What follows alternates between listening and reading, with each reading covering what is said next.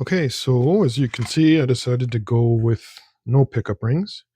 One of the reasons I did that was I had two black pickup rings, and when I put them both on there just to see how they looked, I realized that they were from two different sets that I had bought in the past. So one of them was a little glossier than the other one was, and the other one is a little flat, like more of a matte finish. So they kind of stood out a bit. So I figured, oh, let's just go with no rings. And if I decide to put the black ones on at some point in the future, I'll just order a brand new set so they match. So for now, we'll stick with those. One thing I wanted to do before we move forward with the restringing is I mentioned in the previous part of the video, I had my bridge ground that I had to solder to the bundle of ground wires I created underneath inside the cavity here. So that wire just connects over to where this post is. So if you were to unscrew this and look inside, you might see the ground wire in there. You won't be able to see it in the camera, so I won't bother trying to show it to you. But that's where your ground is brought over to the post over here. So just to make sure we've got good connectivity there, I'm going to check with my meter. And you can see over here, let me zoom you in so you can see a bit better. So I'm just going to clip my my black lead onto the post here. She's tight. You guys can see that.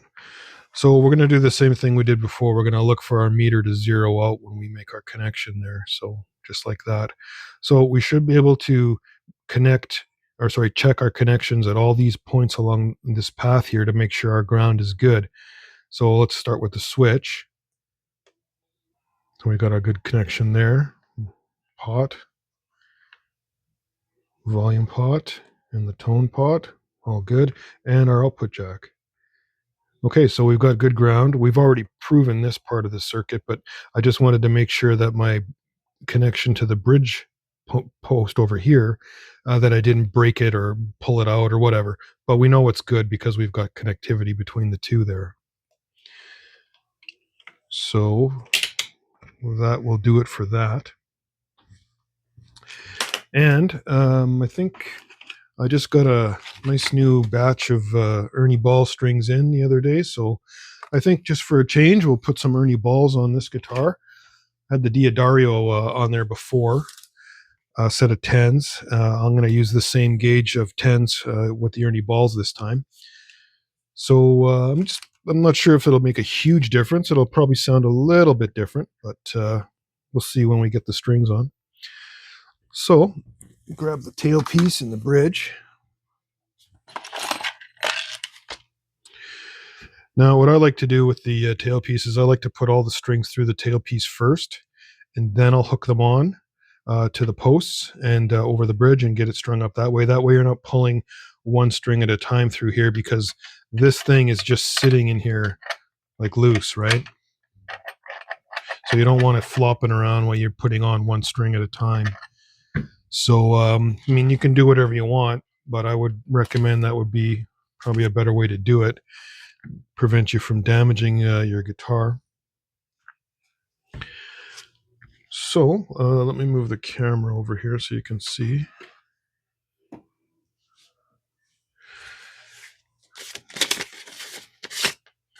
So starting with the low E string,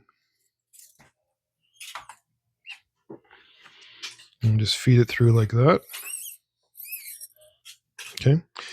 And I would do that for all 6 strings before putting it onto the tailpiece.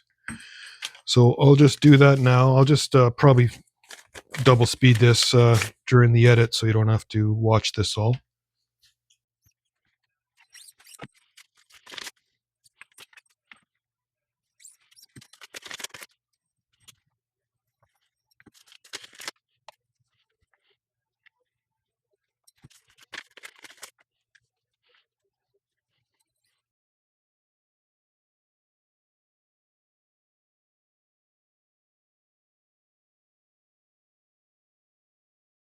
Now, you've got your intonation adjustment screws here. I've seen bridges that are flipped that way. There really isn't a right or wrong way. I think most people we'll position it this way, because once that stop piece goes on the back here, depending on where it sits height-wise, you might have a hard time reaching those screws to make your adjustments. Now, that being said, it's also tricky to get it from this side because obviously you're doing this when the guitar is strung up. It makes it a little trickier to get in there. It makes more sense to do it this way. They're both kind of awkward to get at, but that's just the nature of the build, right? So, okay, so that being said, I'm just going to get the tuners at the headstock ready. I'm just loosening the locking mechanisms on the back. I'll move the camera down once I get a couple of the strings on so you can see. Like I said earlier, you want to make sure you get in there like that. And I'm just going to move the camera over here for you. Okay, so I'm going to start with the low E string, just so I can get some tension on those strings to hold that tailpiece in place. Now, with the locking tuners, you don't have to worry about the wraps going around the posts. So I'm going to feed the string through.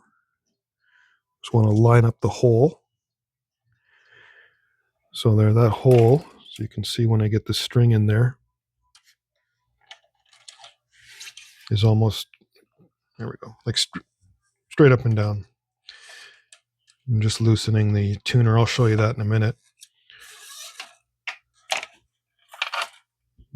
Okay. So you just want to, pull the string taut, get it to so there's a little bit of tension and it's holding everything in place, and tighten that locking mechanism on the back of the tuner. You can't see it right now, but I'll show you in a second. Okay. Yeah, that should be fine. Okay, so I'll just flip the guitar over. I just want to make sure I don't wreck the strings there.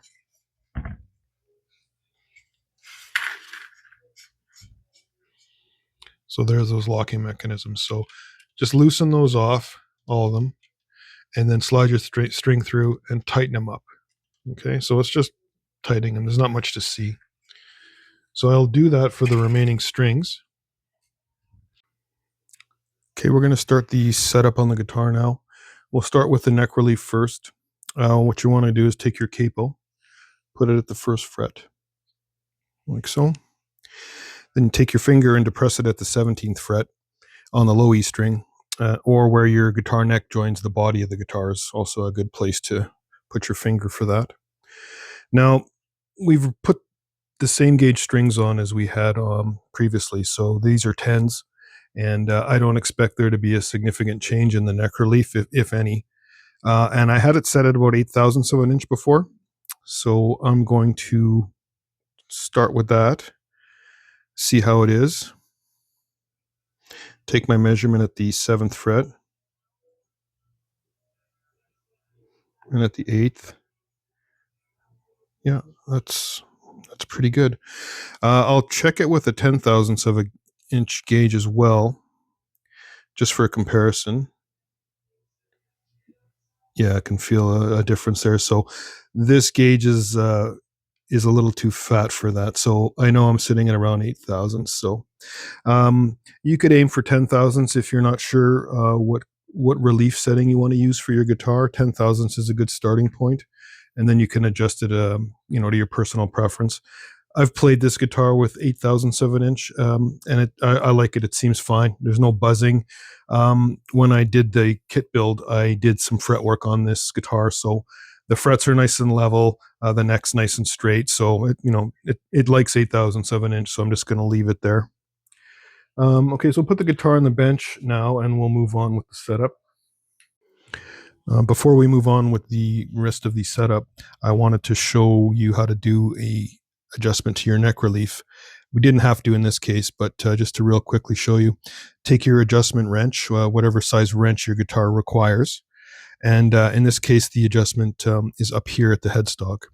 So if we needed to decrease the amount of relief, we would want to turn this wrench clockwise, like that. And to add more relief, we would turn it counterclockwise, like that.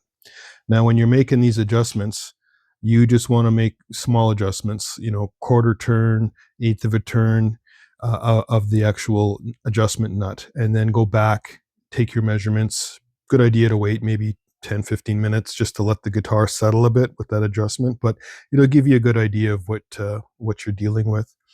So that's how you would adjust your neck relief with that truss rod adjustment. So we'll move on to the string height setting now. Okay, we're going to be adjusting the string height next. I'll move you in at the fretboard to show you the height setting we're going to be looking at. I thought I'd show you this type of bridge first. Now, to make height adjustments, you're going to be adjusting this screw here and this screw here. You don't have individual height adjustments for each string. This type of bridge, you adjust the high E and the low E side, up or down, and the radius of these saddles is what's determining the height of the rest of the strings. So, like I said, you cannot adjust these individually on this type of a bridge. So, what we're going to do next is I'll move the camera down just to show you where we're going to be taking our measurements.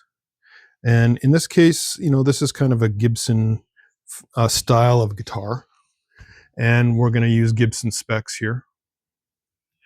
So we're going to take our measurement at the 12th fret, and Gibson recommends, you know, 5/64ths on the low E side and 3/64ths on the high E side. Now, again, these are guidelines, and you don't need to adhere to these if you don't want to. But if you're new to this, I would recommend starting there, and as always, dial it into your personal preference. So in our case, let's just, I know for a fact I like mine action a little lower. I'm going to probably go at around 4/64ths on this string and, you know, 2 to 3 on the high E side. So let's see where we're sitting now, just so we have a starting point. Adjust my light here.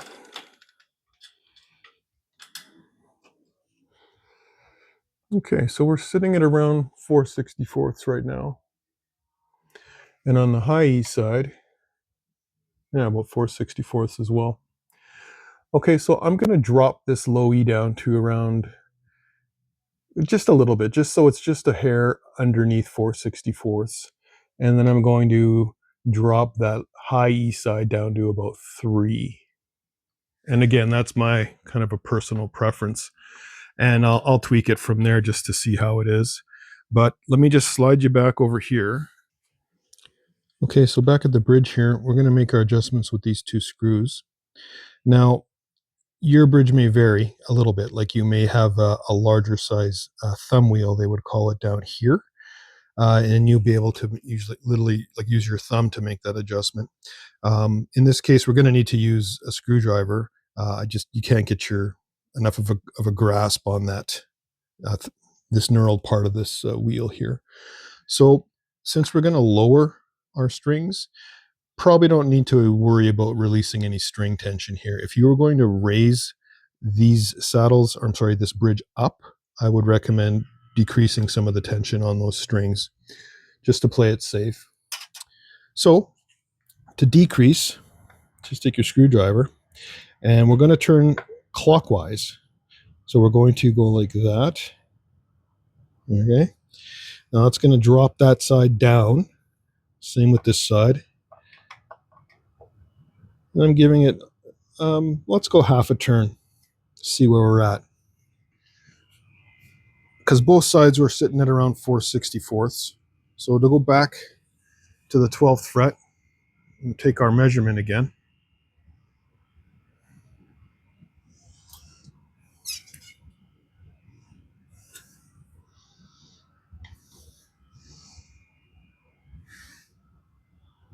Okay, so that is right exactly at 4. And that one is about 3.5/64ths. Yeah. So I think I'm just going to raise the low E just a touch more.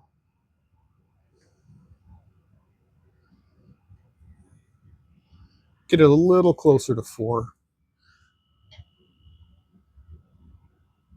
Okay, I think that should be good. We're almost there. That should be fine. I kind of like it like that.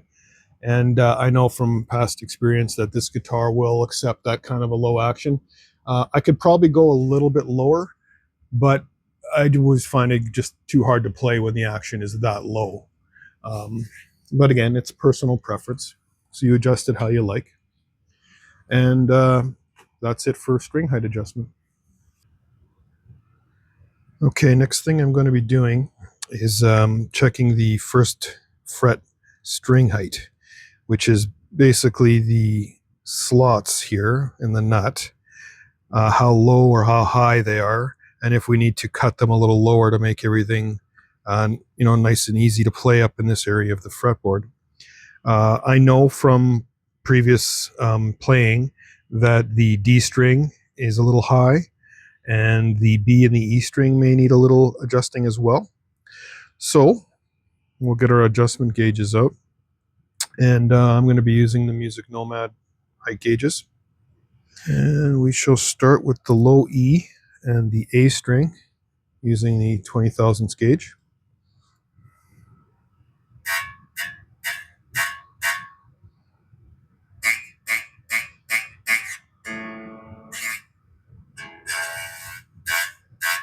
Okay, so those seem fine to me. And again, I'm using these gauges as sort of a guideline, and I pluck the string to hear how it rattles against the gauge.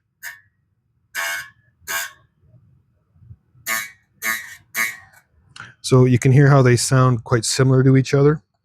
Like if I were to go to a significantly smaller gauge, like so let's just say 14 thousandths of an inch, just for as an example.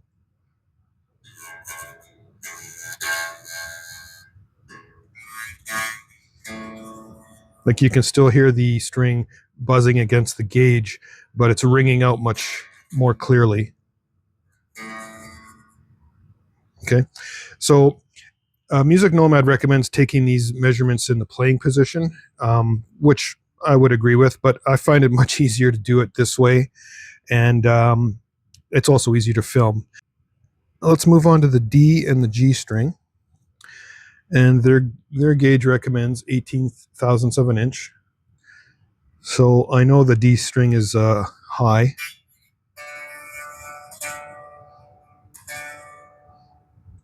So you can hear how much that's ringing out. It's barely touching the gauge when I slide it underneath. And if I go to the G string,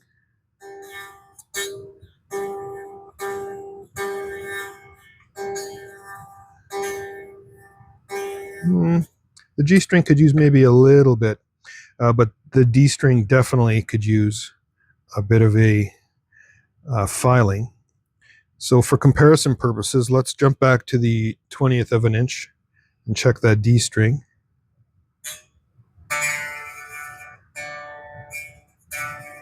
Yeah. See, it's ringing out quite a lot still, so we know we've got a definitely a high slot here that we need to file. So let's start with the D string. I'm going to detune the string just to get it out of the way. And this nut is the nut that came with the kit. Now, originally I was going to swap it out just because it's just a plastic nut. It's kind of a cheap budget style of guitar nut, and there's nothing wrong with it. It's more about a preference and tone that you're going to get with different materials like bone or tusk or graphite. There's a few different kinds you can choose. But when I was looking at the guitar, you can kind of see it in the video. There's this little mark here you can sort of see. That's the glue they used, or whatever kind of adhesive they used. And then there's a little bit over here. Now, my concern was how much glue did they use in there?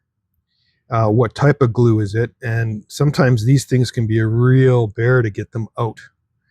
And you could also risk damaging the seat where the nut sits in there if there's any kind of tearaway with the wood.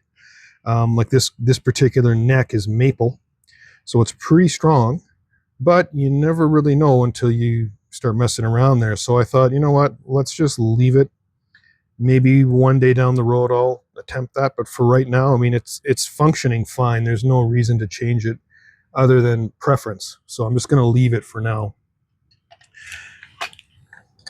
So the D string is going to use this size file, 28ths of an inch. Now these set of nut files I have are for a set of 10s, so these are perfectly matched for these string gauges that we've got on this guitar. So I'm going to set my gauge like that, and I'm just going to go back and forth with it, just removing material because I want to knock that height down right now.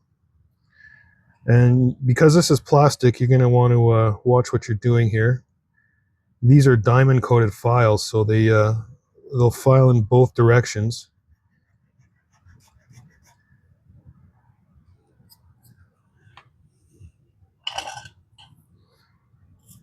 So get that out of there. That's pretty hard plastic. I'm not sure how much that came off. Let's test it out.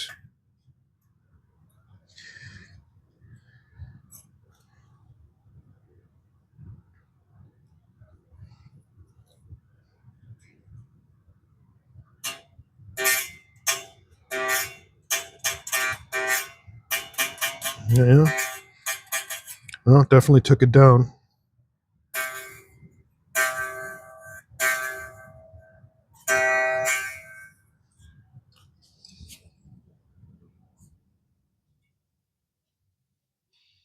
Yeah, I think that's good. Well, that was good. I wasn't sure how much I was taking off. It didn't feel like very much, but we definitely got what we needed there. The only thing I'm going to do now, I'm going to take this file again and I'm going to angle it slightly like this, just to accommodate this angle that the string is taking towards the tuner. Hard to show you at this angle, but I'll flip the camera on later to show you. So I'm not trying to take material off now. I just want to ensure that that slot is angled slightly downwards so the string is following that natural downward slope towards the tuner.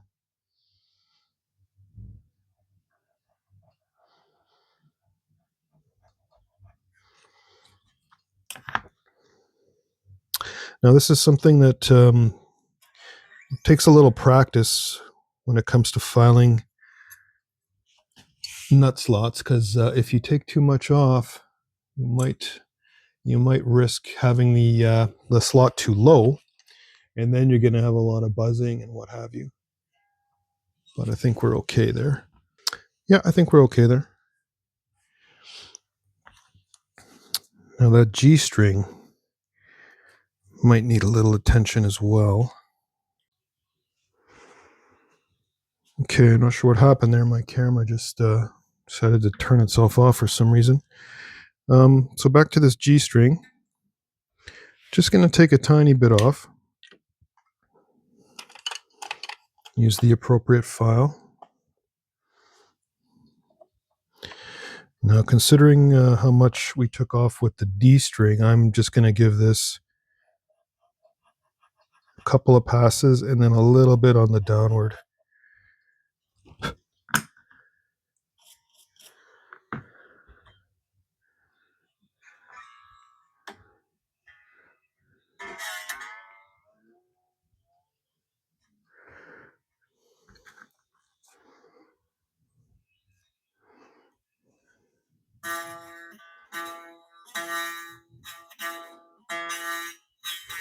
Yeah, that's pretty good. And we'll check the B and the E strings. I'm going to use the same 18 thousandths of an inch.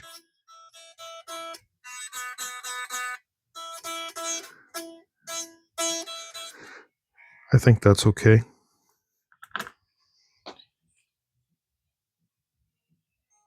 Probably come down a little bit.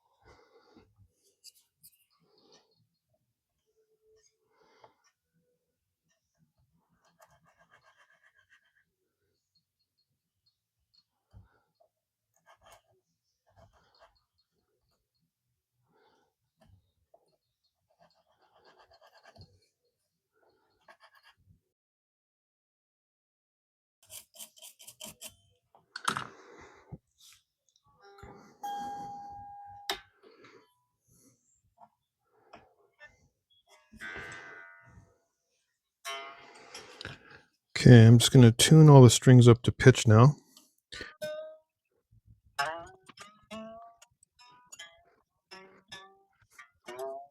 So let's check that G string one more time.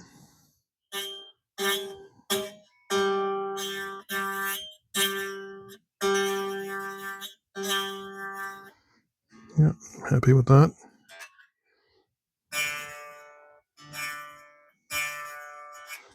Okay. Now we cut the high E and the B.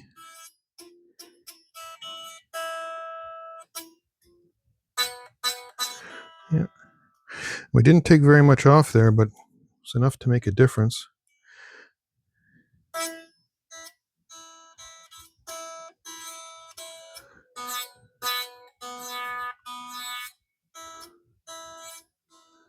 Yep, I think we're good there.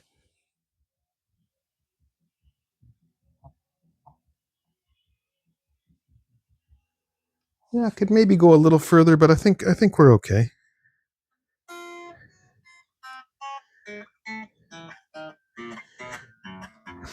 Yeah, it should be fairly easy to play in this area here. Like if you're finding you're having to depress the strings really, really hard to make the notes ring clearly, then you probably got a high nut slot that may need to be filed down. Well, I think we're good for that for now. Before we set the intonation, I wanted to show you the stop piece on the back of the guitar. This piece here. These two screws here, these are used to lock or tighten that tailpiece down. Now, what you want to do, and this is again a personal preference, I like to tighten it down as far as I can. Some guys like to top wrap over top of the tailpiece. That's a personal preference if you want to do that.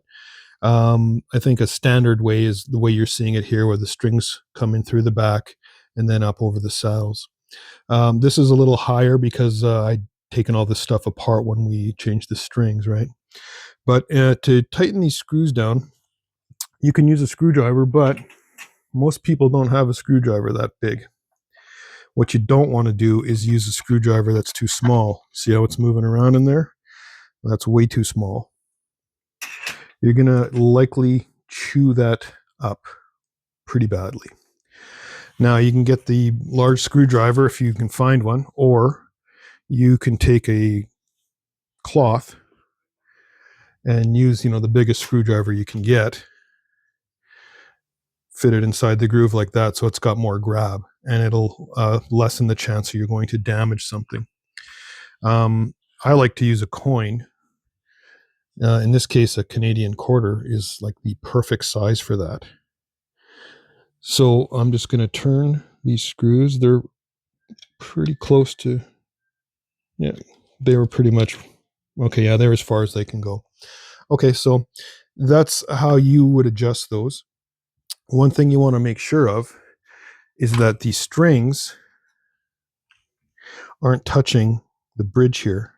Now, because this is a different style bridge, these rollers, they seem to sit a little higher on the bridge than the standard saddle that would come with this, which gives us plenty of room underneath here. A good way to check is to use a piece of paper and slide it underneath the strings here. Now, if you can get it underneath there, you're good. If the string is touching that bridge, you need to raise that tailpiece up a little bit. It's not really an issue here because, like I say, that those saddles seem to sit a little higher than the standard ones, so it's a non-issue here. So this thing's as far down as it'll go. We've got a nice break angle on the strings. Let me just show you that. Okay, so we've got a nice downward angle here. Again, with these roller bridges, the string is going to move a little bit over the rollers, which is good. That's the whole point of these things. But we still want a nice angle here, right, to keep the strings nice and tight. So we can't lower this down any further, but we don't really have to, in my opinion. This is fine. And I've had no issues with the guitar with this bridge on here either, so should be fine. So just something to keep in mind. And the little paper trick, I'll show you from this angle so it's a little easier to see. you want to slide it like underneath.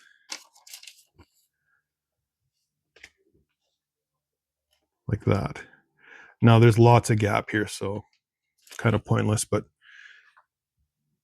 here, you can sort of see with the screwdriver, there's lots of gap in here. Okay. So as long as it's not touching and you can get your paper in there, that's great. Anything more is fine. So we'll move on to the intonation. Now, the intonation screws on this guitar, on this bridge, are right here in the front. I'll change the camera in a second. I mentioned at the beginning of this series, sometimes you'll find these bridges are flipped around the other way and these screws are pointing back towards the tailpiece here. In this case, just move the camera. If the screws were the other way around, you might be able to get your screwdriver in there to make the adjustment, but you can see how it's literally resting on the tailpiece here. So you'd have to kind of get it at an angle. This one's not too bad. Some of them, this tailpiece is right in the way and you just can't reach it. That's why they're this way. Now, there's no wrong way. Like if yours are facing the other way and you can get in there, that's great. As long as you can make your adjustments, I guess that's the main thing. Okay, we're going to be sending the intonation now. I'm going to show you the bridge adjustments here. My tuner is off screen, you can't see it. I'll just show you how to make the adjustments here. You're just turning the screws. So the intonation settings are, you play the open string, get it tuned up to pitch, and we're there. Then you're going to depress the string at the 12th fret. Okay, we're good there. And then we're going to check the 12th fret harmonic. And that's very close. Yeah, that's perfect. Okay, so we'll do that for the remaining strings.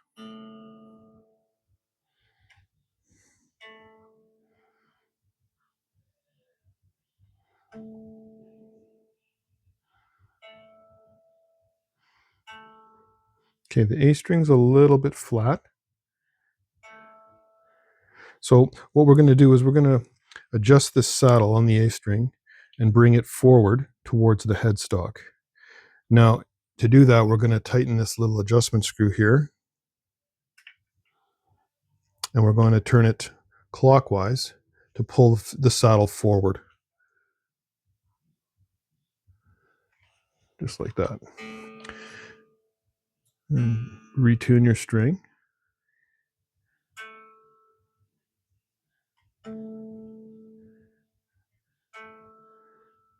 Okay, could come forward a little bit more.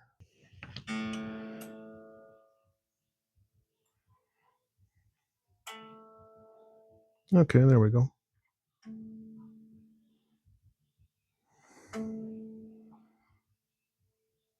Okay, so the process is the same for the remaining strings.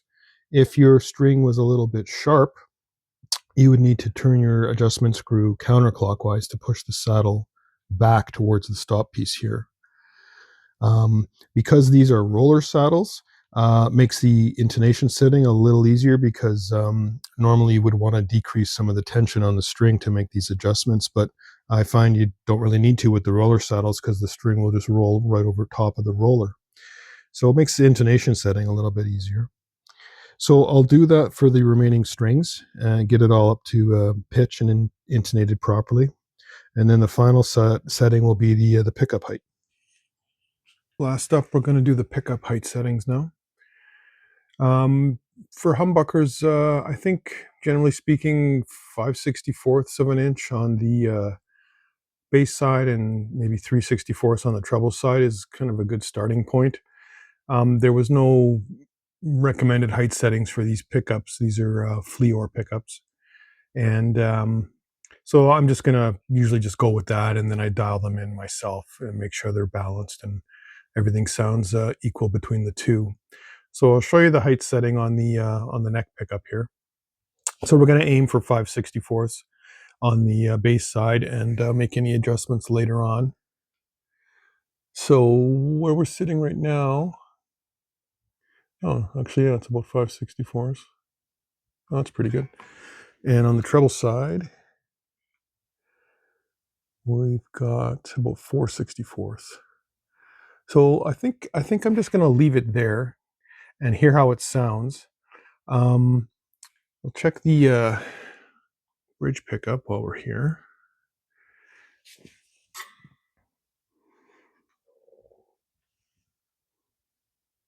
That's quite a bit higher. That's about 7/64. Pickup's a little wobbly there. Yeah, it's about 7. And it's about 7 on the treble side as well. So if we wanted to make any adjustments here, I'll just show you on this one. We've got our adjustment screws on either side of the pickup. So we would turn this screw here clockwise to raise the pickup and counterclockwise to lower the pickup. And there's adjustment screws on the other side as well. Let me just show you that. And that's pretty standard for humbuckers. They usually have a screw on either side for their height adjustments. So this pickup here and this one here, that would be how you raise and lower the pickup. And it's the same on the bridge pickup as well. You got your adjustment screw here and here. So I'm just going to plug the guitar in and play it, hear how it sounds, and then make adjustments from there. Because I remember I had to do that when I put these in initially. I ended up raising this one up quite a bit. So I think I'm just going to leave it here for now and do a little play test. And then when I'm finished, I'll come back and let you know how it sounds. Okay, so I've played the guitar now, and actually I'm quite happy with how these sound. I actually did not make any further adjustments to them. So initially when I was putting things back together, I had lowered the pickups into the body quite a bit just to keep them out of my way, and just to, so they wouldn't interfere with the intonation settings and what have you. And then I just raised them up roughly to where they were. And after playing it and taking some of the measurements, I'm just going to leave them. There's nothing wrong with them. So again, this is a personal thing. So like anything else, go with manufacturer specs or recommended specs, and dial your pickups in from there. There's a nice balance when I switch between the neck and the bridge. And when they're both played together, they sound really nice. And these are Alnico 2 pickups, and these are magnets in these pickups. So they got a nice kind of a crunchy sound to them. They're not super high gain, which was kind of what I wanted. And actually, I like these pickups so much, I ended up buying another set of them. I haven't used them yet, but probably in a future project I will. And that'll probably do it for this guitar.